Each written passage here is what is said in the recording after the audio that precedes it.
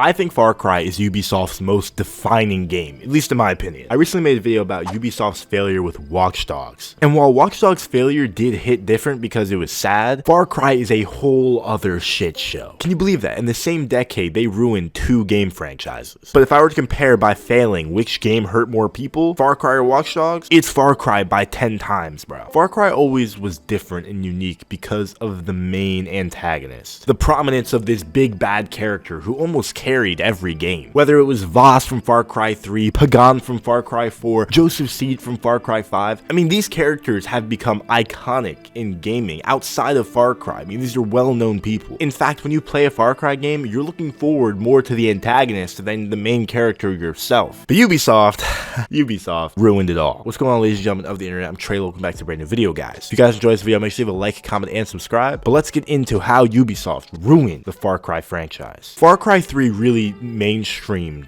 the Far Cry franchise. Before that, the games were still solid, but the realism was a little over the top, and that actually deterred a lot of people from playing, it being too realistic. In Far Cry 2, you could get like malaria, your guns would rust. I mean, there was all types of stuff that was way ahead of its time, but still it didn't click with a large number of people yet. Far Cry 3 balanced realism and arcadiness into the perfect shooter that we all love still today. This, on top of making Voss the main villain, arguably the most notable villain from Far Cry, made Far Cry 3 a fucking massive success. I mean, this game was nuts. Open world, amazing story, awesome combat, the addition of stealth. I mean, Far Cry did so many different things. The whole crafting and hunting feature was revolutionary. You'd have to go around the map and like kill a deer to get its hide, and then you'd have to upgrade your pouch. Far Cry 3 to this day is still the best Far Cry, hands down.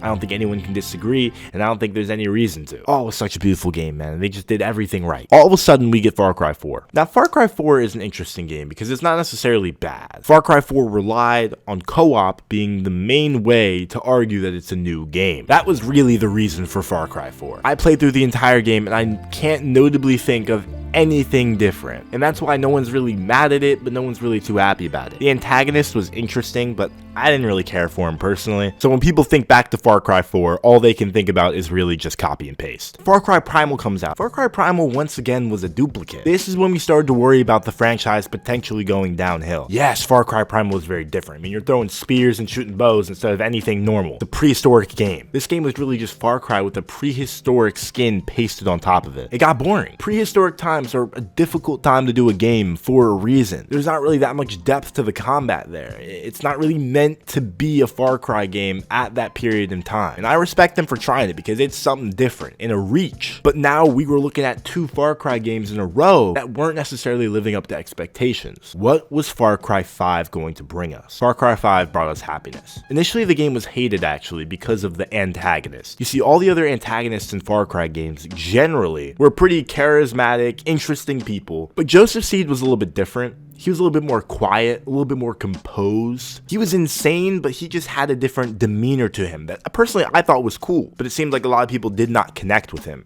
Also, the fact that there was sub-antagonists. Joseph Seed had family members that you had to take out their territory to eventually get to him. Overall, though, Far Cry 5 was a well-received game. Tons of new mechanics when it comes to animals and how you can control them. You can get new companions. Co-op was back. Melee weapons were more prominent. All types of new vehicles. And the most important thing that I think carried it, the game taking place in America. Almost all the other Far Cry games were on some island or some weird mountain range, somewhere foreign and distant. But this game took place in America, and I feel like that mainland vibe kind of changed up the feel of the game and made Far Cry feel truly different. It was no longer a tropical islandy, you know, you're far away, you're fighting some weird regime, you're fighting a cult in America, and that alone I think is a reason why the game was successful. Far Cry 5 wasn't the best game, but it definitely served as a valid installment for the franchise. And then Far Cry 6 came around, the end of the franchise, the reason why this video is being made. Far Cry 6 was the opportunity to bring Far Cry back into it. Far Cry 5 was good, okay? It was solid, but it didn't necessarily revolutionize the franchise in any way. Far Cry 6 was promising some new shit. All of a sudden you had these, you know, like superhero backpacks that you could use. Gus from Breaking Bad was the main villain. He looked incredible, and it looked promising overall. But we should have known that there was no possible way this game would ever recover. I was already aware that the game was going to fail before it came out, but still. The game had no sense of progression and crafting. The graphics went back a generation inspirations from Far Cry 5, terrible gun arsenal, and the game generally was just a complete duplicate